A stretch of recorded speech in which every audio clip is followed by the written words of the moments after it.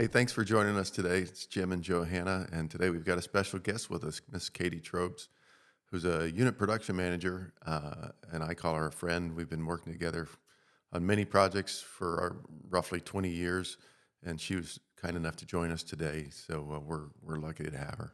Thanks for being with Thank us, you for Katie. having me. Thank you for having me. Yeah, absolutely. Today's topic, we're going to talk a little bit about budgeting, logistics, managing costs and efficiencies, specifically as it relates to film catering.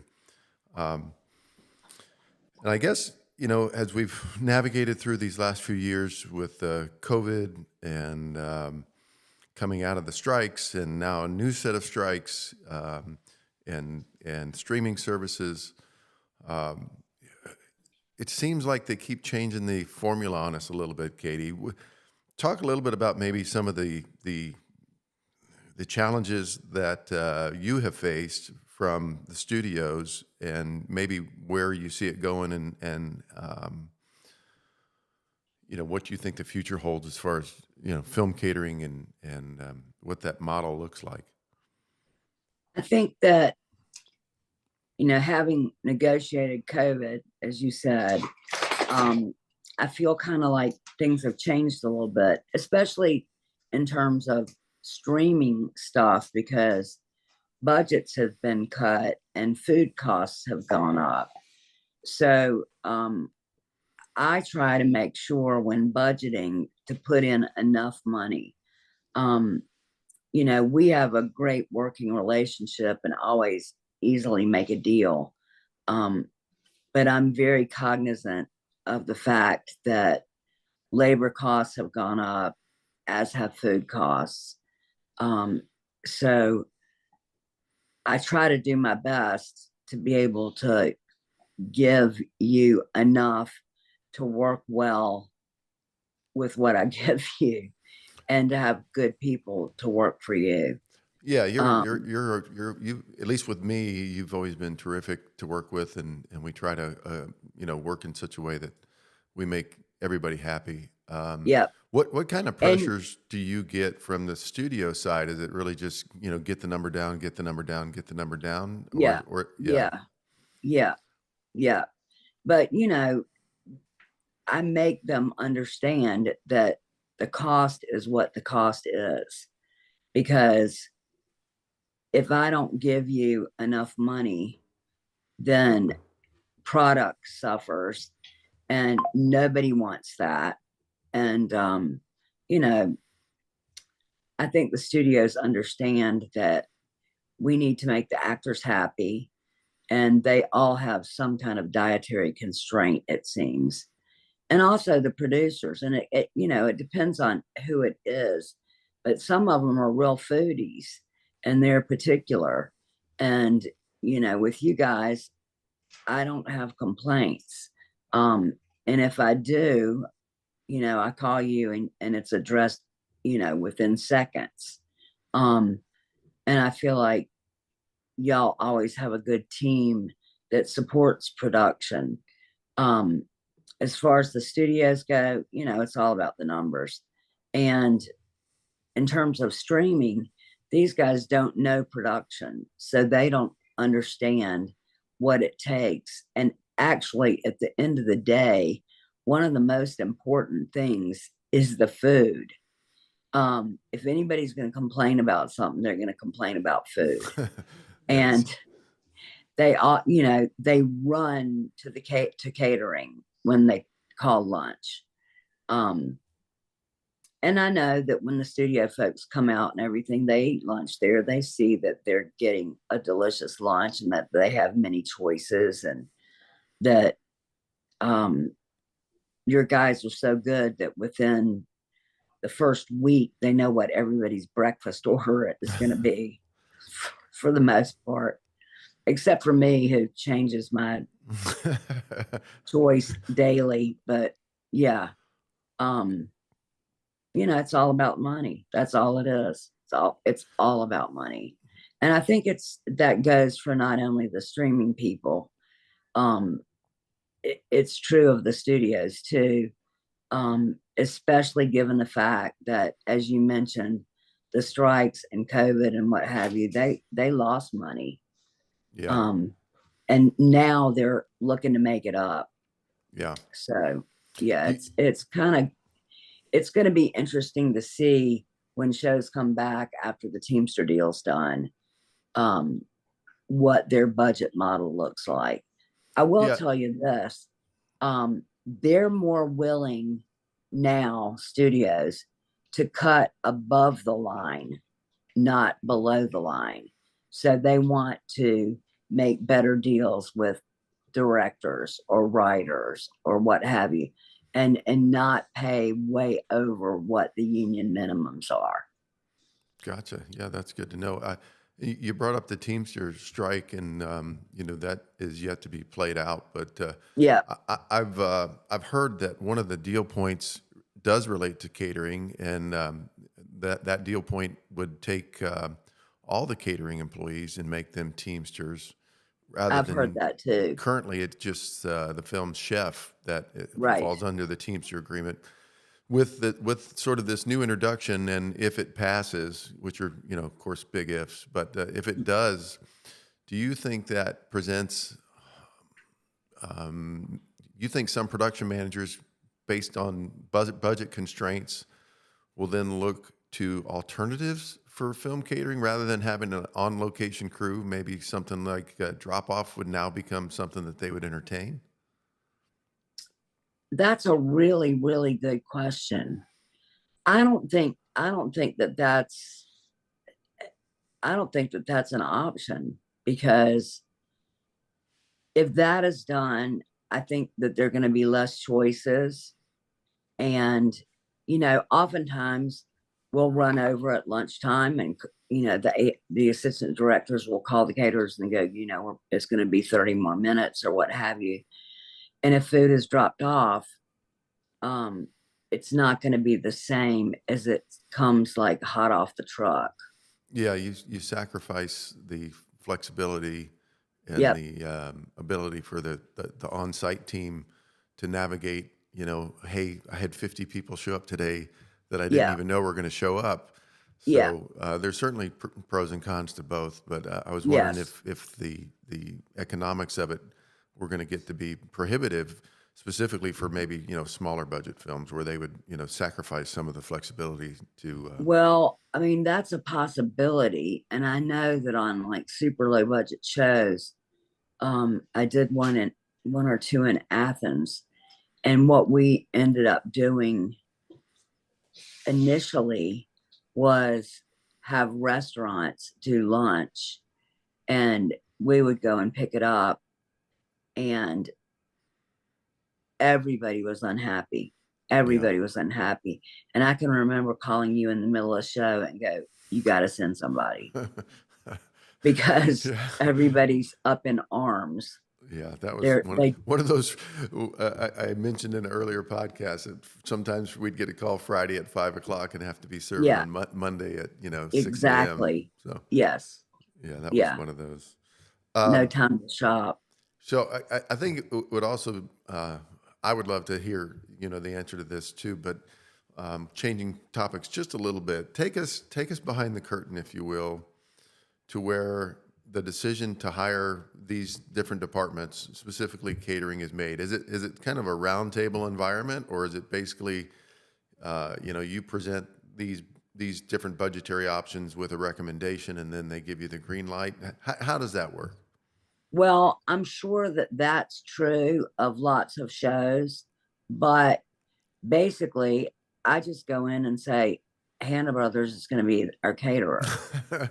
There's We not a love you, lot of Katie. We love discussion. you. Well, there's not really any discussion. I mean, I just Yeah, tell them, yeah, um, and I mean, I know there have been times where I've asked you to bring lunch, sure, sure. so everybody could get a taste.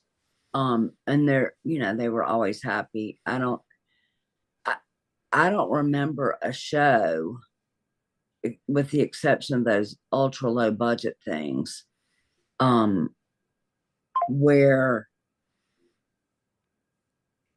I had another caterer. Yeah. Yeah, well, we've certainly developed a great rapport, and always try Absolutely. to accommodate, whatever budgetary needs that we need to Ab work within. Yes. But let's Yes. let's let's say, okay, so let's say, it's a different film caterer and a different producer, but somebody's listening that maybe wants to get into the business. What is sort of the normal quote unquote process? You'd get three bids, right? And Yeah. from those three bids, who ultimately makes the decision there? It's normally a conversation between the production manager and the line producer. Okay, gotcha. And how does that usually go? Like, hey, I worked with this guy before and they're not so great, or I worked with this guy before and he's Yeah. great, or let's get some references, or what does that Yeah. conversation look like? That's exactly what happens. And Okay. usually, they'll all bring lunch on different days.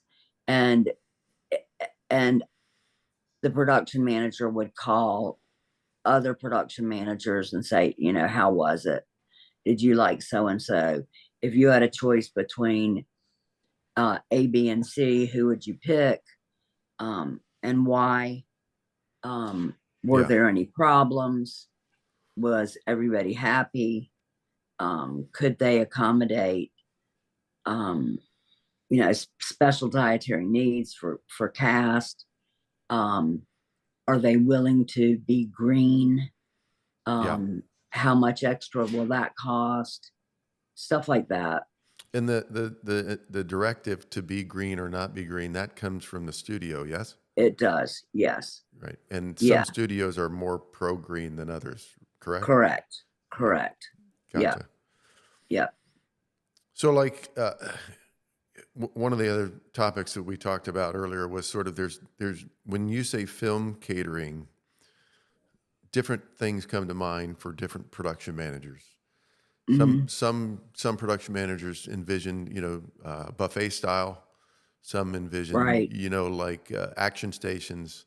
Some Yep. envision, like clamshells where it's pre-made already. Yep. So when you talk about those things, when I say film catering to you, most of the time we're doing buffet style, maybe with an action station now and then. Yeah. Do you see the industry kind of sticking with that formula, if you will, going forward, or do you think there might be some variations? I I think that they'll stick with that formula. Gotcha. Okay. Um, yeah, I don't think that's gonna change because you're gonna give me three different meat choices, a number of vegetables, a bunch of different salads. And that's what people want. They want Variety. a variety of Yeah. different things to choose from. They want, something for vegans, something for vegetarians, something for the grips who want to have meat and the Teamsters as well. They don't want um it to be all like she. They want they they Right. want it well, they want it to be like a restaurant where people have a choice and they order what they want, you know. Yeah. There's a wide So variety of palates you have to accommodate to, for sure. absolutely. Yeah. Absolutely. And they're the people who have a salad every day with maybe a little protein on it. And then they're the guys who get like one of every meat. Yeah. Right. Right. When you are trying to juggle between, getting the services you need versus balancing the budget with the studio, Yeah. talk a little bit about the give and take, or how does the interaction work with you in the studio? I mean, is it basically something along the lines of this is what it's going to take, and you just kind of Yeah. got to deal with it, kind of thing? Yep. Yep. Gotcha. I mean, I just said this is how much it's going to cost. Yeah. This is the per plate charge. Gotcha. And then they get, ice and water and propane and fuel and what Yeah. have you. They understand that. Um, but yeah, I just say this is what the per plate cost is, and this is how much labor we need. Yeah. And And they're like, okay. yeah, I gotcha. Are there any studios that you like prefer to work with that you have like a really good working relationship with? Um, Definitely Universal. Okay. Warner Brothers. Um, I have had a great relationship with ABC, as you know. Yeah. Um, And what makes those great? Just the folks you work with there, yes, okay, yeah, gotcha. yeah. That and it's interesting because there are a lot of people at the studio who have like an MBA in business and have no production experience whatsoever. And they're Right. just, number crunchers. Yeah. And they don't get it at all. And then, they're the old timers who have tons of production experience and totally get it. And with them, there's no conversation. Yeah. They understand. And I say it's going to be, $22 a plate, $24 a plate, chef, Right. assistant chef, and four more people and what have you. So that's not an issue. Yeah. I Go do, ahead. I do a budget, Yeah. and then I turn a budget into the studio, and they'll say make cuts. Well, catering is like a fixed cost. It's not a place I ever go to make cuts. I mean, you and I make our deal based on a number that I've put in Yeah. that fits within the budget for the most part. So let's say you're a film caterer or aspiring to be a film caterer, and you're throwing your name out there for the first time with Yeah. a production. Um, what advice would you give to that company? I would tell them to bring a meal and to make sure that it's really, really presented well as delicious, and a variety of choices and nutritious choices. Yeah, great. So Yeah. what is if you're allowed to share with us, what does the future hold for Miss Katie Troebs? Well, I'm looking forward to the possibility of doing a show that pushed in March that's going to come back this fall. I'm not sure exactly when that's going to happen, but I have a script. I've read the script. I've done the budget. Is that So, did it push because of the strikes? um, yes, it pushed because of the studio's fear of an impending strike, which led to an actor availability issue. Do you feel like once the strikes get resolved that there's this backlog of work that's going to kind of Yeah, start to get done? yeah, and talking with the film commissioner, um, she feels that things are going to pick up during the third quarter and continue to be busy for the remainder of the year, onto the spring. And I mean, there's stuff happening now, but it's the business is only at like 40% of what it normally is at this moment. It Yeah, all hinges on what the Teamster deal is going to be, because if the Teamsters get what they're asking for, it will change the face of production. mm. Um, Can you in elaborate which on that a case, little bit? yeah, yeah. Um, one of the big things, in addition to really what I think are exorbitant rate increases across the board, is that they want a 10-hour turnaround, and Mm. they've always had an 8-hour turnaround, and they're asking for a 54-hour weekend turnaround, which is equivalent to the actor's turnaround, which Wow. means if you have a 7 a.m. call on Monday and Teamsters have a 10-hour turnaround, that means by Friday you have a 7 p.m. call time. Yeah, pretty And much that's every just not week. going to work. It Yeah, just won't work. especially And with the for 54-hour weekend turnaround. absolutely, which means, there's a possibility you couldn't start till Tuesday, um, or very late on Monday. Um, and that issue will push shows offshore. They'll go to Mm. Canada, they'll go to New Zealand and Australia, they'll go to Malta that has a great incentive, they'll go to Ireland, they'll go to Mexico. So, and they'll go to places that Teamsters aren't an issue. Yeah. So we got to be So careful not to price ourselves out of exactly, being competitive. Yeah. exactly. And there are a lot of shows shooting overseas right now. I'm Yeah. I see very that. good friends with a producer who's in Prague. Mm. Um, and it's a series and it's been going on for some time and they're not done. And they've moved to they're moving to Barcelona next week to shoot for a few days. But yeah, Europe. What kind of cost savings do they get if they go overseas? I mean, it must be significant for them to go, right? It is. I don't know what percentage it is, but it is definitely um they don't have to pay pension, health, and welfare. The rates are lower. Um, and that's not only with Teamsters, that's also with the technicians. Yeah.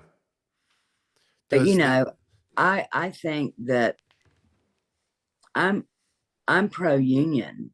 I mean, Sure, people should get paid pension, health, and welfare. sure. One good thing that the studio has done in the last, I'd say, 10 years is for anyone who's non-union, they will pay for their health insurance for the duration during the duration of the show, which is a big change. Also, with like production assistants, I've on my shows insisted that they get paid the same rate that they get paid in LA Mm. because the cost of living here is not that much lower than it is there. Of course, fuel cost there is a lot higher, but they're shooting in studios. Yeah, They're not moving all over the place all the time, a lot of the time, which is, that's very costly to shoot on location. That yeah. costs that costs an extra at least $100,000 a day in That's a lot, ancillary costs. which adds up, to be a really big Fast. number. Yeah, Yeah. I wanted to get you to talk a little bit about Georgia specifically, and I know we both call it home currently, and with the incentives that they put in place, the state's well positioned to be a leader in the U.S. Do you feel like Georgia has positioned itself in such a way that they're ready to kind of carry the banner, if you will, for the next several years, or do you feel like they need to be doing more? Um, there was legislation recently that was going to cut the incentive. I think I told you I went to a big function where the governor spoke, Yeah. and he's very pro film. And he said that last year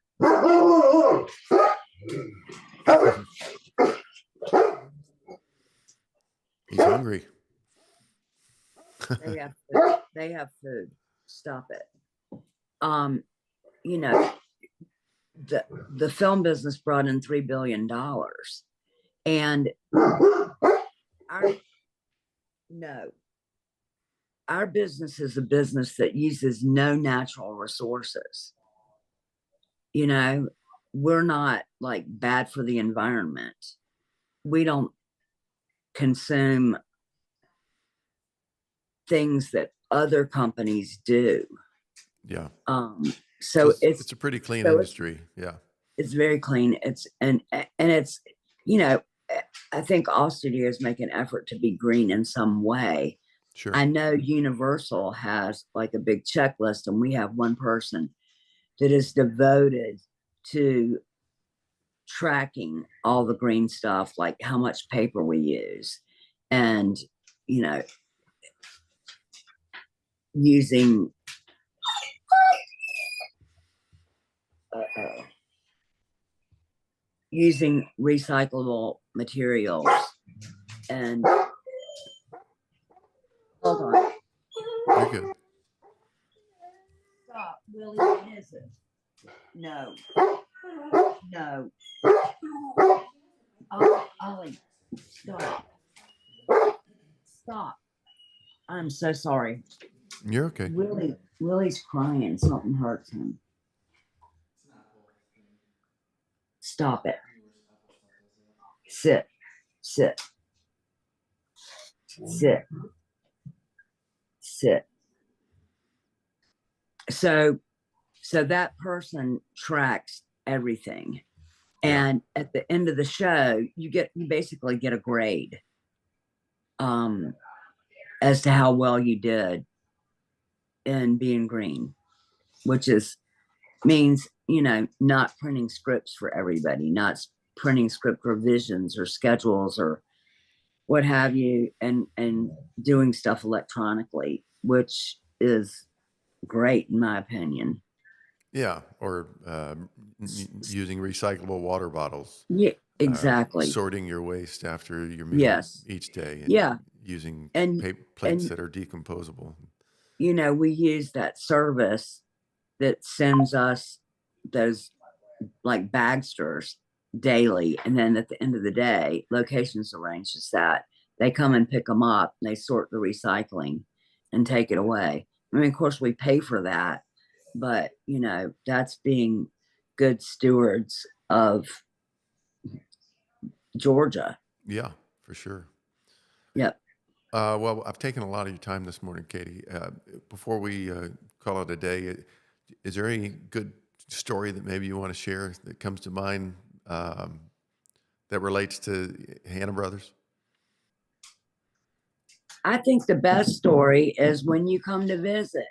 That's the I best bring treats. I story. bring treats. That's You do bring treats, and you bring treats for my husband. Yeah. Um, I, I think, I can't think of a particular story, but I know that everybody has a smile on their face that works for Hannah Brothers, is friendly, um, definitely part of the crew, you know.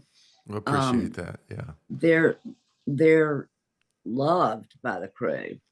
Yeah. So that speaks very highly for the caliber of people that you get. Well, thank you for And that. Yeah. the other thing is that, you're real hop to it. If I have a question, you call me right back. If I have something that needs to be addressed, you deal with it immediately. So Absolutely. as far as I'm concerned, I might have to get 3 bids, but I know who I'm going with. It's Hannah Well, Brothers. I appreciate you, Katie, very much. I will tell you, we've been doing this a long time, and I've dealt with a lot of different personalities and production managers, and it always sticks out in my mind. Just when I have a conversation with you, even if it's a difficult conversation, you're always just very kind. You always go out of your way to consider, how it might affect us, and you do whatever's within your powers to make it as bearable as possible. And it's you're just a beautiful person, Katie. I love you, and Well, appreciate you you're taking so some time kind. for us today. So thank you so I much. appreciate that, and I love you too. And I'd hope you know that my life is better for having you in it. No, well, I feel the same way. Appreciate the attention today from our listeners, and I hope you found something insightful. And we appreciate your allowing us into your listening space today. Thank you so much.